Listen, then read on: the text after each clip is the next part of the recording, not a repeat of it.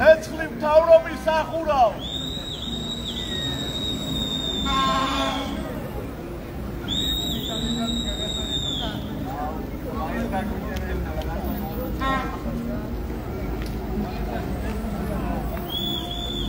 მოგესალმებით 266 დღეა რაც ბათუმში საკონსტიტუციო სასამართლოსთან იკრიბებიან მოქალაქეები და მათი მოთხოვნები არის იგივე, რასაც ისინი ყოველდღე აჟღერებენ, ყოველ საღამოს აქ იკრიბებიან. ეს მოთხოვნებია გადადგეს არალეგიტიმური მთავრობა, გათავისუფლდნენ სინდისის პატიმრები და ჩაინიშნოს ხელახალი საპარლამენტო არჩევნები.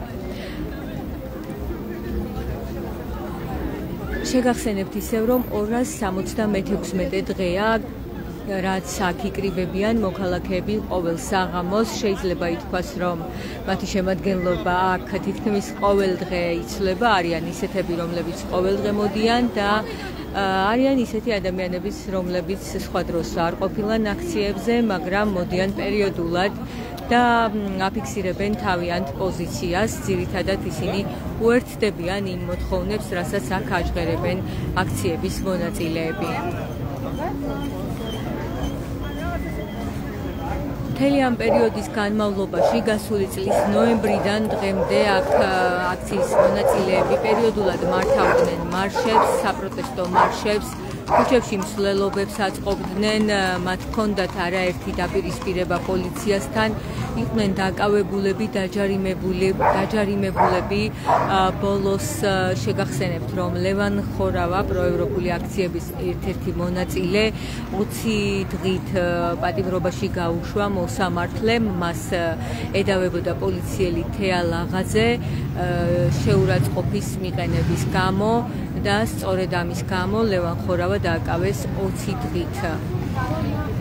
შეგახსენებთ ასევე, რომ აქციების მონაწილეები ბათუმში დააჯარიმეს 5,000 ლარით ზებრა გადასასვლელზე გადასვლის გამო. აქ საპროტესტო აქციის მონაწილეებმა პროტესტის ამ ხერხს მას შემდეგ მიმართეს, როცა პოლიცია მათ საჯარის მთავრობის სახლის წინ დგომის საშუალება არ მისცა და განუმარტა, რომ არ იყვნენ იმდენი, რომ სავალი ნაწილი დაეკავებინათ, თუმცა მოქალაქეები აცხადებდნენ, რომ იგივე რაოდენობით იყვნენ ისინი აქციაზე, რამდენიც იყვნენ მანამდე წინა დღეებში, თუმცა იმ დღეს პოლიციას ჰქონდა განზრახული, რომ არ გაეჩერებინა აქციის მონაწილეები მთავრობის სახლის წინ.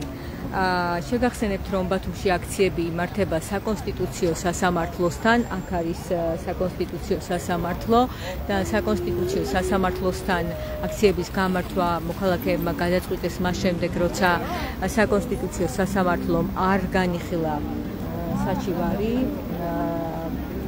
რუსული კანონის წინააღმდეგ, რომლითაც ოცნებამ შეზღუდა სამოქალაქო საზოგადოების აქტივობა საქართველოში, შეზღუდა როგორც არასამთავრობო ორგანიზაციების მუშაობა, ასევე პრესის თავისუფლებასაც დაემუქრა საფრთხე. აქ არის გვერდით ასევე აჭარის მთავრობის სახლი. გუშინ აქციის მონაწილეები აცხადებდნენ, რომ აქციების ადგილი შეიცვალა და ისინი საკონსტიტუციო სასამართლოსთან კი არა, ამჯერად აჭარის მთავრობის სახლთან იკრიბებიან და აქ აჟღერებენ იგივე მოთხოვნებს, გადადგეს არალეგიტიმური მთავრობა, გათავისუფლდნენ სინდისის პატიმრები და ჩაინიშნოს ხელახალი საპარლამენტო არჩევნები. ამ პროცესის პარალელურად მიუხედავად ამ მოთხოვნებისა, როგორც იცით, აქციები იმართება როგორც დედაქალაქში, ასევე საქართველოს სხვადასხვა ქალაქებში თითქმის ყოველდღე. მიუხედავად ასეთი მოთხოვნისა, მთავრობა ემზადება, ოცნების უმრავლესობა ემზადება თვითმმართველობის არჩევნებისთვის და ოპოზიციური პარტიების ორ პარტიას აქვს გაცხადებული, რომ არჩევნებში მიიღებს მონაწილეობას. ერთ-ერთია ლელო და მეორე არის გახარია საქართველოსთვის. ერთ-ერთი მთავარი განსახილველი საკითხი ამ დღეებში ასევე არის ვიზა ლიბერალიზაციის შესაძლო შეჩერება. გამომდინარე იქედან, რომ საქართველომ გადაუხვია ევროპულ გზას, დამტკიცდა ბევრი ისეთი კანონი, რომელმაც შეზღუდა საქართველოში არასამთავრობო ორგანიზაციების მუშაობა, იმ ორგანიზაციების მუშაობა, რომლებიც აკონტროლებენ ბიუჯეტის ხარჯვას, სახელმწიფო პროგრამების მიმდინარეობას, პერიოდულად აქვეყნებენ ანგარიშებს, სადაც მწვავედ განიხილავენ თუ როგორ მიმდინარეობს ქვეყანაში პროცესები, როგორ იხარჯება ბიუჯეტის ფული, პროგრამებისთვის გათვალისწინებული თანხები და ასე შემდეგ. და ასევე მედიას შეექმნა საფრთხე სამართლიანი სასამართლო არ არის ქვეყანაში, ესეც არის ერთ-ერთი მიზეზი იმისა, რომ ვიზა ლიბერალიზაციას ემუქრება საფრთხე და შესაძლოა საქართველოს შეუჩერდეს ვიზა ლიბერალიზაცია. ამის გამო უამრავ ემიგრანტს, რომელიც პერიოდულად ჩადის ევროპის სხვადასხვა ქვეყანაში სამუშაოდ, სასწავლებლად, შეიძლება შეექმნას სერიოზული პრობლემები. თუმცა ყველაზე მწვავედ განიცდიან ამ ამბავს ის მოქალაქეები, რომლებიც ევროპული სერვისებით, ევროპული სამედიცინო სერვისებით გადარჩნენ და მათი სიცოცხლე შეიძლება ითქვას პირდაპირ, რომ იხსნა სამედიცინო სერვისებმა ევროპაში და მათ არამხოლოდ მიიღეს ეს სერვისი, არამედ მიიღეს შესაბამისი დაფინანსებაც.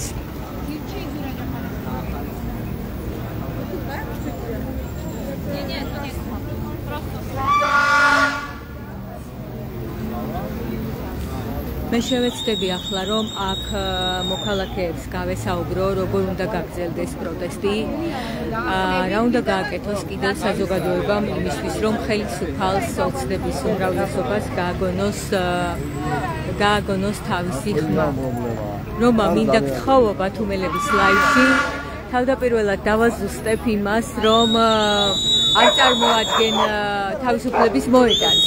მინდა უთხრა ჩვენს მაყურებელს, რომ შენ წარმოადგენდი მხოლოდ ორგანიზაციას და მას შემდეგ რაც პარტიული საქმიანობა დაიწყო, რომ გავასწოროთ წინა ლაივში ჩემი შეცდომა, მინდა უთხრა ჩვენს მაყურებელს, რომ არასწორი იყო, როცა გამოვაცხადე, რომ წარმოადგენდი თავისუფლების მოედანს როგორც პარტიას, არ არის ასე, არ წარმოადგენ რო პარტიას და ფაქტობრივად დიდი ხანია რაც საპროტესტო აქციებზე ხარ, როგორც დამოუკიდებელი აქტივისტი და უერთდები იმ მოთხოვნებს, რაც ამ დრომდე აქ ჟღერდებოდა.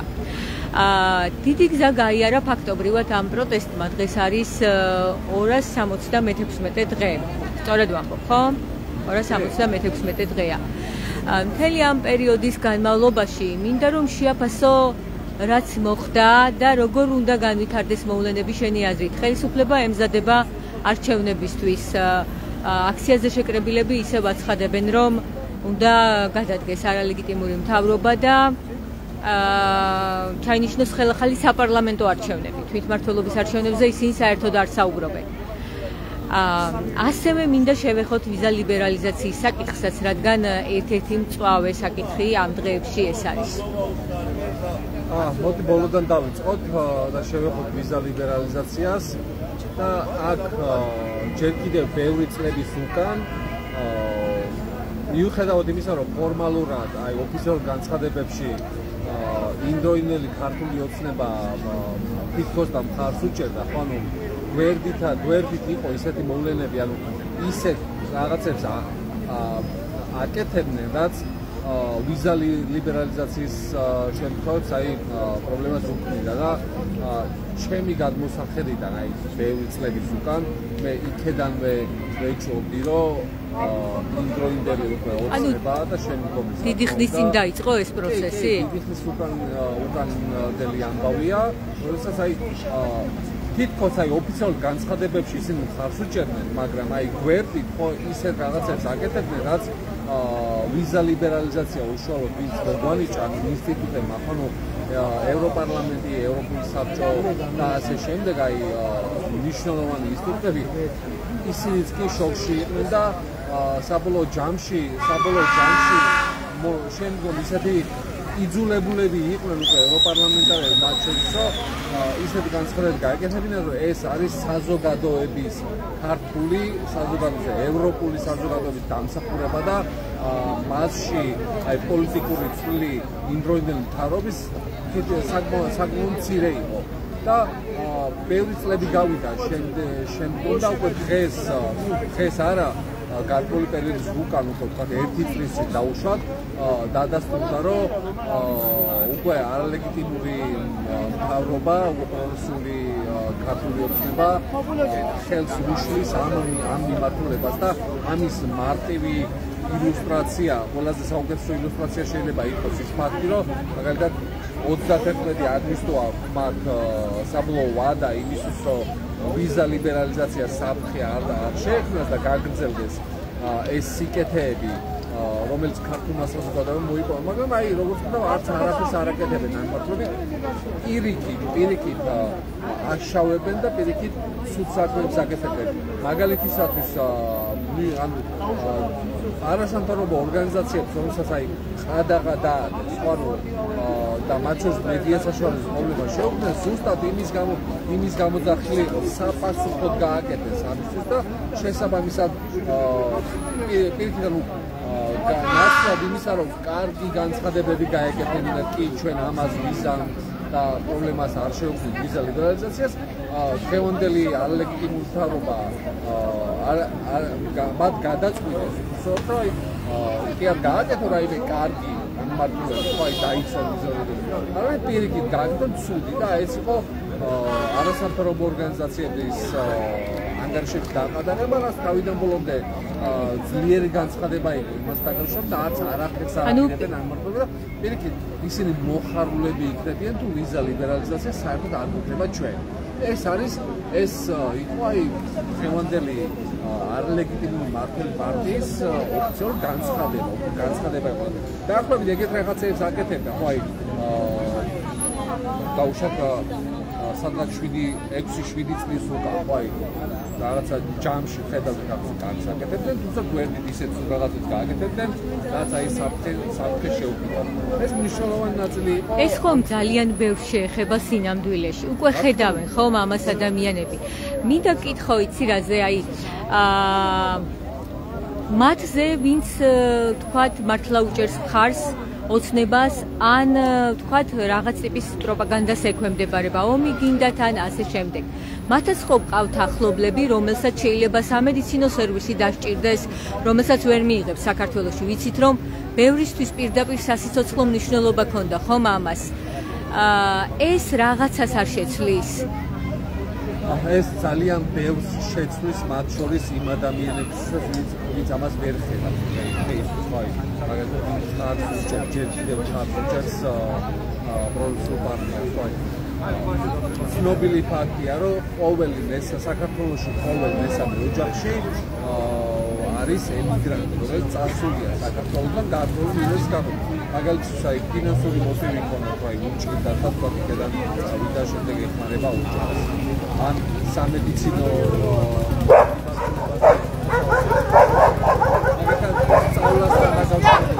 გამოდრიგეთ! ბევრი სხვადასხვა მიმართულებაა, რომელიც აი თუ ჩვენ უვიზო მიმოსვლა არ გვექნება ევროპაში, ამ ადამიანებსაც კი შეეხება პრობლემა. შესაბამისად, აი ყოველ მესამე ოჯახში უკვე შეიქმნება პრობლემა და უშუალოდ ამ ყოველ მესამე ოჯახიდან ვინც უჭერს მხარს დღევანდელ არალეგიტიმურ მთავრობას, არალეგიტიმურ პარტიას, შესაბამისად მათაც შეექმნება პრობლემა. ანუ მათი ოჯახის წევრები შეიძლება გამოაცხადონ, ან მათი ოჯახის წევრმა ვეღარ იქონიოს ლეგალურად დასაქმების შესაძლებლობა, შესაბამისად მოუწევს აგეთ წამოსვლა. ან რაც უფრო პრობლემები შეექმნა სხვა მოქმედებით. რა თქმა უნდა, გარკვეული პერიოდის შემდეგ აბსოლუტურად ყველა იგრძნობს ნეგატიურ შედეგებს, თუ ჩვენ უვიზო მიმოსვლა აღარ გვქნება და რა თქმა უნდა ეს თავიდან ბოლომდე უვიზო მიმოსვლა შეწყდა, თავიდან ბოლომდე პასუხისმგებელი ქართული ოცნება იქნება ამაზე პასუხისმგებელი და მე ვნახოთ აი რას ეთქვის, ანუ ალბათ სავარაუდოდ ისევ პროპაგანდას გააძლიერებს, რომ მაგალითად მართლობა ომი და რაღაც ეგეთ სისულელეში ხო, მაგრამ ეს პროპაგანდა ამ შემთხვევაში თუ ემიგრანტებს შეექმნებათ პრობლემები, ეს ეკონომიკასაც დაარტყამს, ხო? ეს პროპაგანდა ამ შემთხვევაში საფერწონო იქნება, მოქალაქეებისთვის პასუხი იქნება. ბევრი ჩემი ვარაუდი ასეთია, რომ ბევრი მათი მხარდაჭერებიდან ბევრი გააცნობიერებს ამ პრობლემას. როდესაც ისინი უშუალოდ შეეჯახებიან მაგალითად ფინანსურ პრობლემას, ხო, გადმორიცხვასთან დაკავშირებული შეექმნება. ასე შემდეგ ან სამედიცინო მსახურებას საკუთარ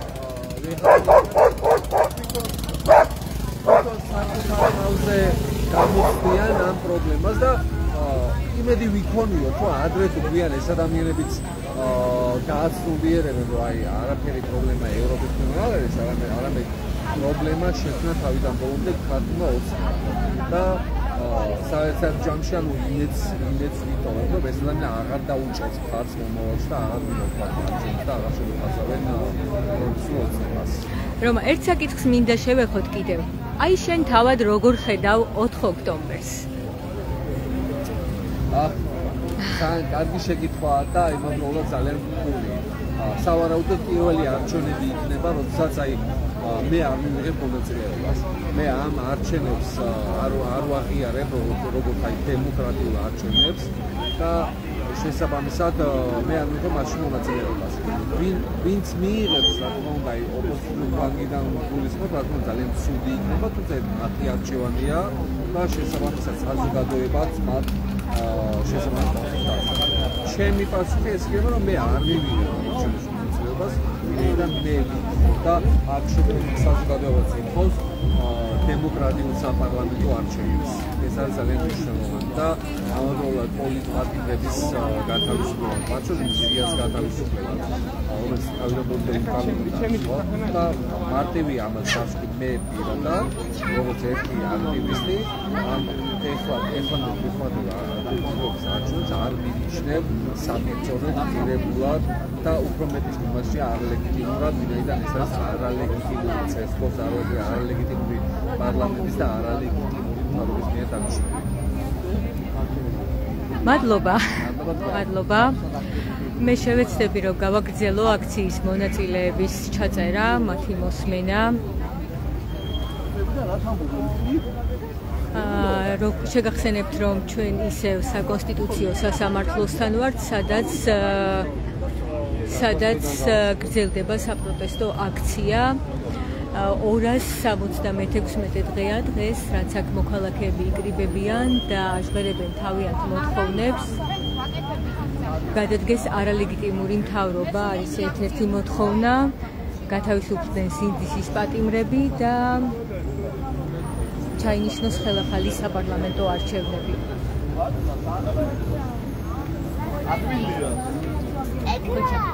თუ შეიძლება მინდა გთხოვო, ცოტა დროს წაგართ მე. ცოტა აქით გამოიწევი შუქი გვანათებს და გოჩა მაინტერესებს ამ შემთხვევაში შენ როგორ ხედავ 4 ოქტომბერს? როგორი დღე იქნება საქართველოში 4 ოქტომბერს? რა მოხდება მოვლენების განვითარების როგორ სცენარს ხედავ? ანუ 4 ოქტომბერსა დასრულებული არჩევნების, თვითმმართველობის არჩევნების, რომელიც რეალურად არის რუსული ოპერაცია.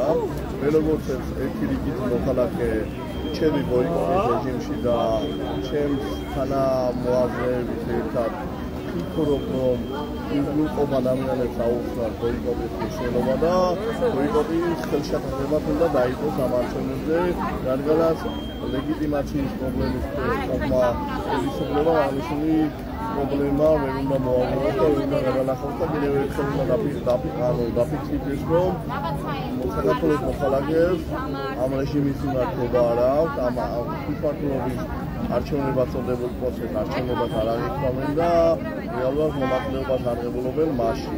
და მე ვფიქრობ, რომ ბოიკოტი ხელშეკრულება დაფიქსირდება და კიდევ ერთხელ არალეგიტიმურობის ხაზგასმა და დაფიქსირება მოხდება ამით. განარჩენი რა ვიცი, არჩევნებში შევიდა და აპირებს მონაწილეობას, აქტივისტების შეფასება როგორც ერთი მოქალაქის ძალიან მძიმეა ჩემთვის. ის ხალხი, ვინც აქ აქციებზე ჩვეულის განმავლობაში ჩვენთვის იძნენ, იყვნენ ამ აქციის წინა ხაზზე. აქტიური ადამიანები, მაგრამ ეს ჩვენი ბრძოლის პერიოდი ისტორიას დარჩა და ჩვენი გზები ამ თვითმმართველობის არჩევნებად წოდებულ პროცესთან მიმართებით დაიწყო. გახარია საქართველოს და ლელო საქართველოს წევრებთან საუბარი, მათ გადაწყვეტეს არჩევნებში მონაწილეობა და რეჟიმთან ბრძოლა და რეჟიმის გამართება არჩევნების გზით.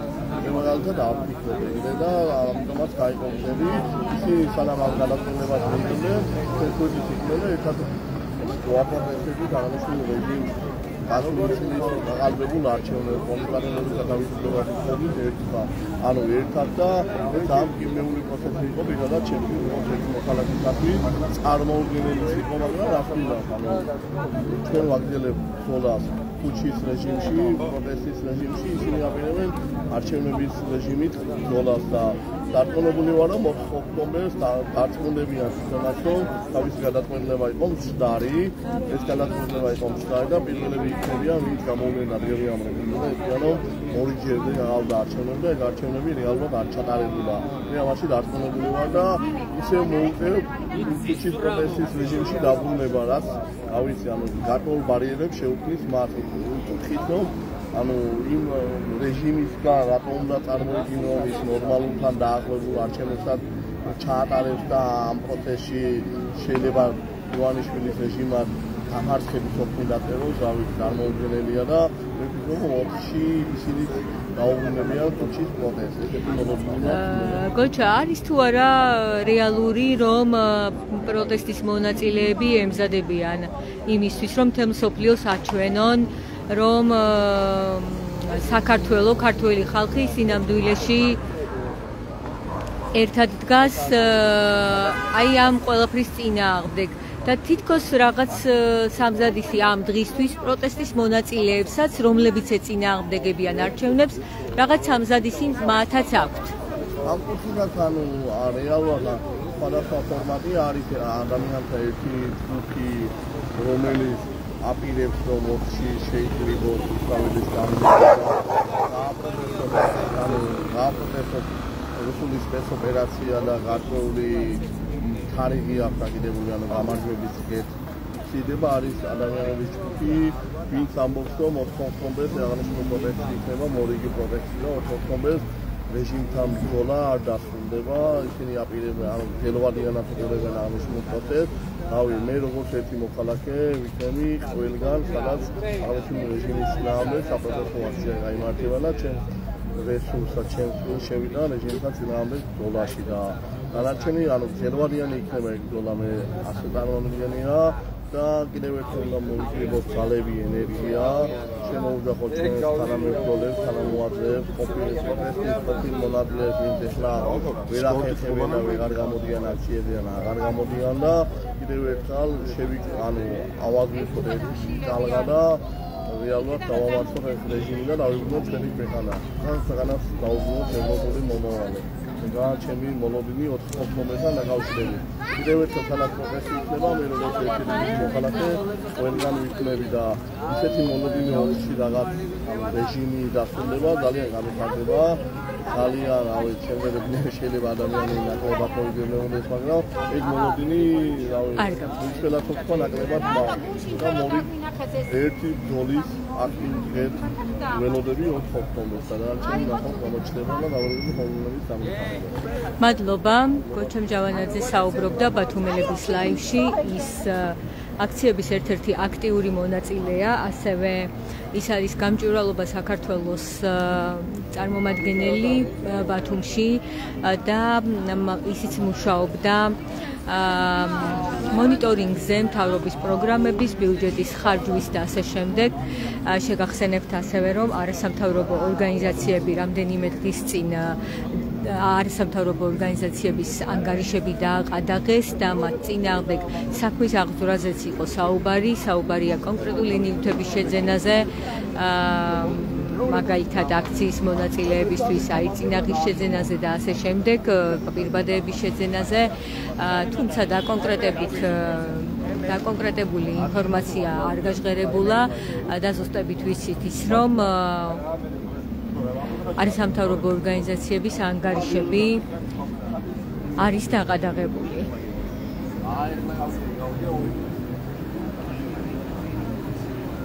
ასეთია ვითარება ბათუმში საკონსტიტუციო სასამართლოსთან, როგორც გითხარი, აქ არის აჭარის მთავრობის სახლიც და აქ რჩებიან მოქალაქეები, ისინი აგრძელებენ საპროტესტო აქციას. ეს აქციები იმართება გასული წლის ნოემბრიდან.